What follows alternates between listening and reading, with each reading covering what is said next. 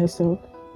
I know it has not been easy graduating from a vet school and trying so much to find a way to make yourself proud and even more proud and busy. I want to remind you that you are amazing, you are talented, and you are everything that you seek.